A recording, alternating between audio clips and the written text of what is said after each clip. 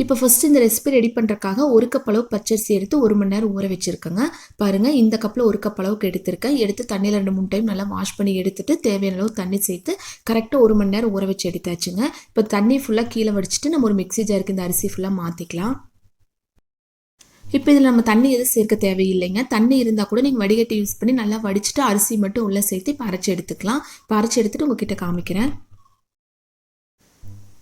இப்போ இது ஃபுல்லாக அரைச்சி எடுத்தாச்சுங்க. நான் ஃபஸ்ட்டே சொன்ன மாதிரி தண்ணி எதுவும் சேர்க்க தேவையில்லை. நம்ம 1 கப் அளவு பச்சரிசி எடுக்கிறோம் அப்படின்னா அதே கப்பில் 1 கப் அளவுக்கு துருவன வெல்லத்தை உள்ளே சேர்த்துக்கலாம். இதுக்கு பதிலாக நாட்டு சர்க்கரை சேர்க்குற மாதிரி இருந்தாலும் நீங்கள் தாராளமாக சேர்த்துக்கலாங்க. சேர்த்துட்டு ஒரு 2 ஸ்பூன் அளவுக்கு மட்டும் தண்ணி சேர்த்துக்கலாங்க. தண்ணி அதிகமாக சேர்க்க தேவையில்லை. இப்போ இதையும் அரைச்சி எடுத்துக்கலாம். அரைச்சி எடுத்து இந்த மாதிரி ஒரு மிக்சிங் பவுலுக்கு மாற்றிக்கலாங்க. இப்போ இந்த மாதிரி ஃபுல்லாக எல்லாமே உள்ளே சேர்த்துட்டு இதில் 1 கப் அளவுக்கு தேங்காய் துருவல் சேர்த்துக்கலாங்க. ஒருவேளை உங்களுக்கு தேங்காய் பிடிக்கும் அப்படின்னா இன்னும் கொஞ்சம் எக்ஸ்ட்ராவாக கூட சேர்த்துக்கலாம்.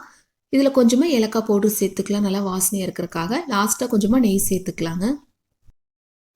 இப்போ இதெல்லாமே சேர்த்துட்டு நல்லா இந்த மாதிரி கலந்து விட்டுடலாம். பாருங்கள், இந்த பதத்தில் இருக்கணும். ரொம்ப தண்ணி பதத்தில் இருந்துச்சு அப்படின்னா அவ்வளோவா நல்லா இருக்காதுங்க. இந்த மாதிரி நல்லா கலந்து எடுத்து வச்சுக்கலாம். இப்போ நெக்ஸ்ட்டு இந்த மாதிரி சின்ன சின்ன பாத்திரம் எடுத்துக்கலாங்க. இதுக்கு பதிலாக டம்ளர் இருந்துச்சு அப்படின்னா கூட நீங்கள் தாராளமாக எடுத்துக்கலாம். உங்களுக்கு எந்த ஷேப்பில் வேணுமோ அதுக்கு தகுந்த மாதிரி நீங்கள் பாத்திரங்கள் எடுத்துக்கலாங்க. எடுத்துட்டு அதில் கொஞ்சமாக நெய் சேர்த்து ஃபுல்லாக அப்ளை.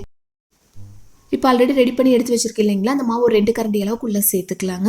உங்களுக்கு இதை விட சின்ன பாத்திரத்தில் வேணும் அப்படின்னா கூட அதுக்கு தகுந்த மாதிரி நீங்கள் ரெடி பண்ணி எடுத்துக்கலாங்க. இது நம்மளோட இஷ்டம் தான். இப்போ மூணுலேயுமே இந்த மாதிரி ஃபுல்லாக எல்லாமே உள்ளே சேர்த்துக்கலாம். இப்போ இட்லி பாத்திரத்தில் கொஞ்சமாக தண்ணி சேர்த்து தண்ணி லைட்டாக சூடானதுக்கப்புறம் மீடியம் ஃப்ளேம் மாற்றிட்டு ஒரு இட்லி தட்டு வச்சு நம்ம ரெடி பண்ணி எடுத்து வச்சிருக்கேன் இல்லைங்களா, அந்த சின்ன சின்ன பாத்திரத்தை ஃபுல்லாக உள்ளே வச்சிடலாங்க. நீங்கள் அதிகமாக ரெடி பண்ணுற ஐடியா இருந்துச்சு அப்படின்னா இட்லி தட்டில் கூட தாராளமாக இந்த மாதிரி வச்சுக்கலாம். இப்போ இது க்ளோஸ் பண்ணி மீடியம் ஃப்ளேமில் ஒரு 15 நிமிஷம் இருக்கட்டுங்க. அதுக்கப்புறம் எடுத்து பார்க்கலாம். இப்போ கரெக்டாக 15 நிமிஷம் ஆச்சுங்க. நம்ம ஓப்பன் பண்ணி பார்க்கலாம்.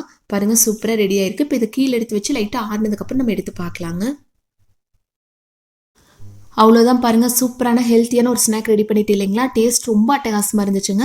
கண்டிப்பாக எல்லாருமே ஒரு டைம் இந்த மெத்தடில் ட்ரை பண்ணி பார்த்துட்டு எப்படி இருந்துச்சுன்னு ஃபீட்பேக் மறக்காமல் எங்கூட ஷேர் பண்ணி